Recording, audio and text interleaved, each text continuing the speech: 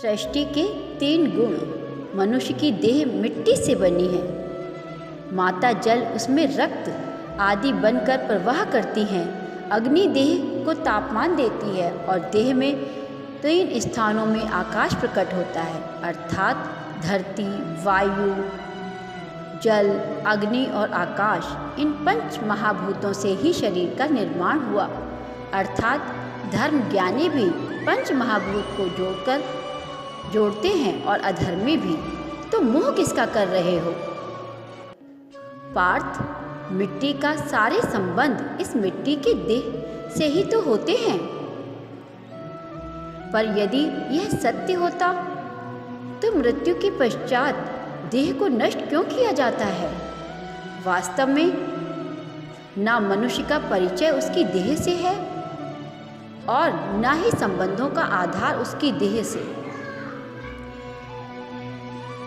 इसका भाव उसके वर्ताव और उसके कार्य, उसका परिचय व स्वभाव, वर्ताव और कार्य से होता है। कैसे बनते हैं? मनुष्य जीवन केवल 20 दृश्य और अदृश्य पदार्थों का मेल है।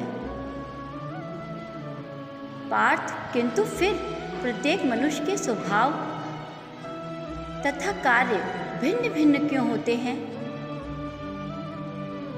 इसका कारण है सृष्टि के 3 गुण, तमस, रजस और सत्व। तमस का अर्थ होता है अंधकार। बिना अच्छे बुरे का विचार किए हुए जीवन व्यतीत करने को तामसिक व्यवहार कहा जाता है। जैसे पशु पक्षी जीते हैं केवल अपनी शारीरिक इच्छाओं को पूर्ण करने के लिए। सत्व का अर्थ होता है ज्ञान का प्रकाश। जब व्यक्ति प्रत्येक स्थिति में धर्म का, सत्य का और परंपराओं का विचार करके व्यवहार करता है तब उसे सात्विक जीवन कहा जाता है।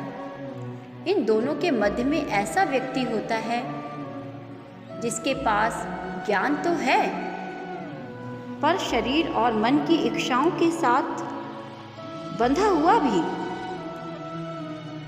ऐसा मनुष्य रजस अर्थात अहंकार पूर्ण मन स्थिति के साथ